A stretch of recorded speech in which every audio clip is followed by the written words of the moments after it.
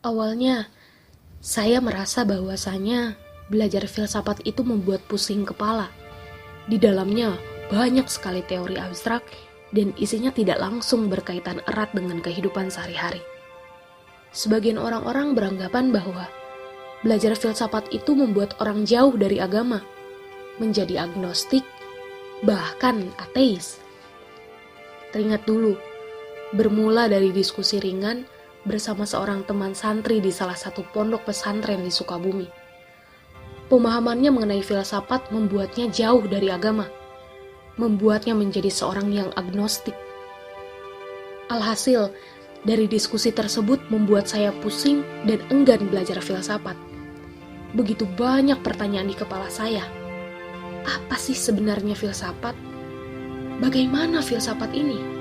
Dan apa yang dipelajari di dalamnya hingga membuat orang yang faham agama akhirnya jauh dari agamanya?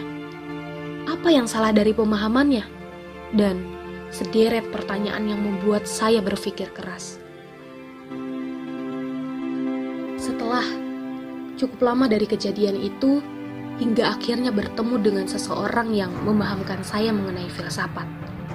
Dari sana, saya mulai membaca buku-buku pengantar filsafat dan mendengarkan kajian filsafat. Akhirnya, saya mulai menemukan jawaban dari pertanyaan-pertanyaan saya. Ternyata, filsafat tidak seperti yang saya bayangkan sebelumnya. Semua stereotip negatif itu ternyata salah.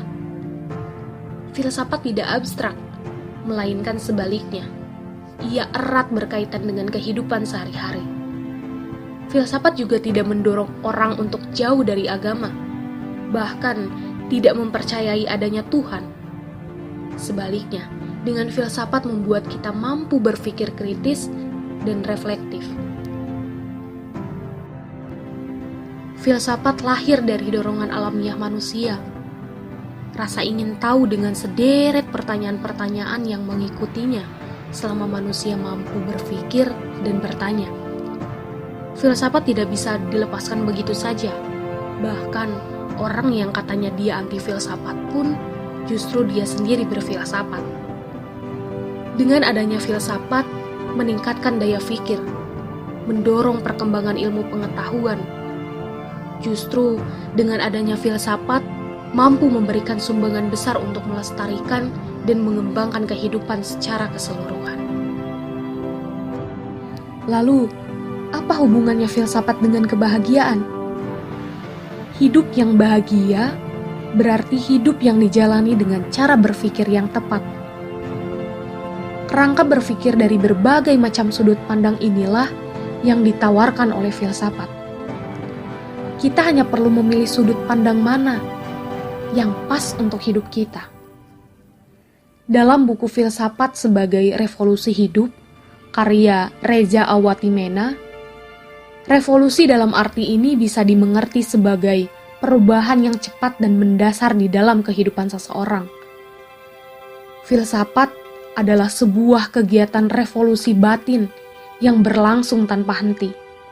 Namun, ia tidak hanya terjadi di dalam hidup pribadi, tetapi juga mendorong revolusi sosial politik yang bertujuan untuk menciptakan masyarakat yang lebih adil dan makmur. Hasil dari proses berpikir filosofis yang mendorong revolusi ini adalah hidup yang bahagia. Kebahagiaan dengan kata lain lahir setelah mengalami revolusi berpikir di dalamnya. Kebahagiaan hasil dari revolusi hidup. Kemudian, apa yang dimaksud dengan hidup bahagia? Definisi bahagia banyak tersebar di berbagai macam disiplin ilmu, seperti filsafat, psikologi, teologi, spiritualitas, bahkan biologi. Hidup yang bahagia menyentuh 3 tingkatan. Pertama, hidup yang bernilai dari kacamata pribadi. Kita menganggap hidup kita penting dan menarik untuk diri kita sendiri. Kedua, cara hidup tersebut tidak hanya bernilai secara pribadi, namun juga bermakna untuk orang lain. Dalam artian di sini adalah orang lain terbantu dengan cara hidup yang kita pilih. Ketiga, hidup kita lalu bergerak terlepas dari nilai pribadi dan makna sosial, melampaui diri pribadi serta tuntunan sosial dan menjadi bebas sepenuhnya. Hidup alamiah, sepenuhnya dan mampu menanggapi keadaan secara tepat. Hegel, seorang filsuf Jerman abad 19 menyebut, hidup yang bernilai secara pribadi sebagai moralitas dan hidup yang bermakna sosial secara hukum. Pertama, memberikan kepuasan pribadi. Kedua, memberikan kesesuaian dengan kehidupan sosial. Namun, keduanya lalu dilampaui oleh kedal Sidley Cates, yakni tata moral yang mendamaikan tegangan antara keinginan pribadi dan tuntutan sosial masyarakat. Kemudian, bagaimana ikhtiar dalam menemukan kebahagiaan?